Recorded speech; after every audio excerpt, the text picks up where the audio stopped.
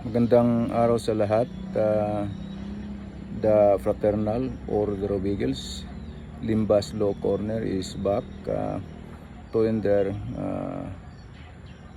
public service in the field of law for our countrymen. We will be discussing the topic on preliminary investigation conducted by the prosecutors of the National Prosecution Service of the Department of Justice.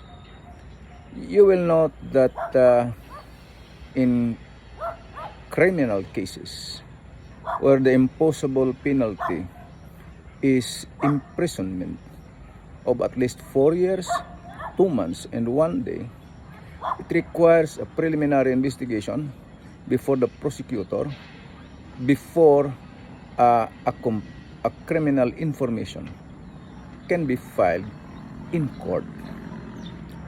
And that the right to a preliminary investigation is a statutory right conferred or granted by our rules of court and of course some other substantive law. Okay, so for instance, one is charged for murder. The imposable penalty for murder, for the crime of murder, is reclusion perpetua according to the revised penal code, which means that the penalty is 20 years and 1 day to 40 years imprisonment. So a person cannot be charged in court for such crime, murder, without first conducting a preliminary investigation. In a preliminary investigation, the person charged before the office of the prosecutor or the so-called respondent shall be given the opportunity to present his evidence, to defend himself, to present evidence for his defense, like for instance that of his counter affidavit and the affidavit of his witnesses and other documents. See, okay, right, now take note that in the conduct of a preliminary investigation, the prosecutor is supposed to be neutral.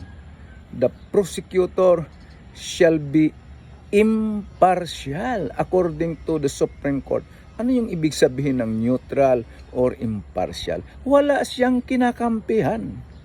In a preliminary investigation, the prosecutor shall determine from the evidence presented, the complaint affidavit and affidavit of witnesses and other documents, and defense, the counter affidavit and affidavits and other evidence for the respondent.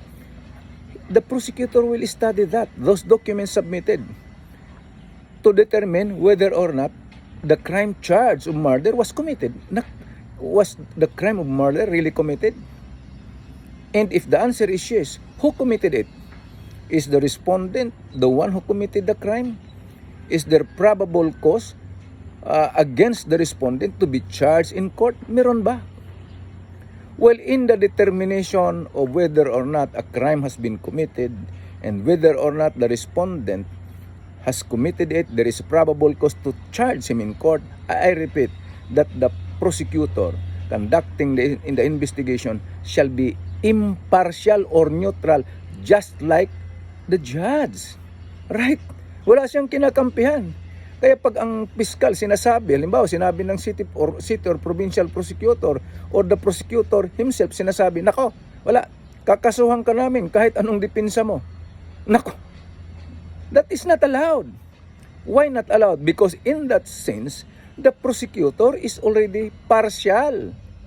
The office of the provincial or city prosecutor is already partial in favor of the complainant and against the respondent. That is not allowed because, I repeat, the prosecutor in the conduct of a preliminary investigation shall be neutral. Wala siyang kinakampihan. And remember that the duty of the prosecutor under our laws is to see to it that justice is done, not to send the people to jail. Hindi yun ang trabaho ng piskal. Ipadala kita sa kulungan. Ano? It is to secure, to see to it that justice is done. So, maliwanag ito na ang prosecutor in the conduct of a preliminary investigation, kahit anong kasong mabigat na kaso, murder at kahit sinong biktima, hindi dapat siya kumakampi kanino man. Kung hindi, ang titingnan lang niya ay ang ebidensyang isunusumiti sa kanya during the conduct of a preliminary investigation. Kaya kung sakali merong kaso, kung anong klaseng kaso, all over the media, naku, andun na, sinasabi na ng provincial or city prosecutor or the prosecutor ini-interview, naku, guilty yan, sasampahan ko ng kaso yan sa korte. The prosecutor is now showing what? Partiality. And anong remedy ng kabila? Aba, piskal, dapat mag-inhibit kayo, kayong buong tanggapan, ikaw, provincial or city prosecutor, nagsasalita ka na. You should inhibit from conducting a preliminary investigation. Bakit? Partial na kayo in favor of the complainant and against the respondent. Well, sana itong discussion na to can help our countrymen in the subject we earlier discussed. Now, maraming salamat for supporting the YouTube channel, the Fraternal Order of Eagles, Limbas Law Corner.